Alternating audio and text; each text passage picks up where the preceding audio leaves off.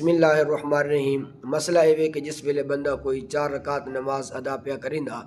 لیکن 2 رکعتاں اس فرض ادا کیتے، 2 تو بعد اس سلام پھیر چھوڑیا، حالانکہ اس تیسری رکعت واسطے اٹھی ہے لیکن اٹھیا نہیں، اس واسطے کہ حکم ہے؟ یاد رکھے سو جس ویلے بندہ 4 رکعت نماز فرض پہ ادا کریندا ہوئے اور 2 تو بعد وہ سلام پھیر دے اور اس نو فوراً یاد آ گیا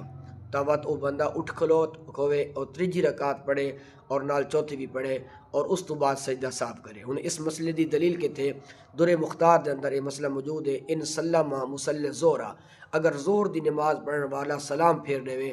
مثلا علی رأس الرکعتین توہما، بھول کے 2 رکعتاں تو بعد وہ سلام پھیرے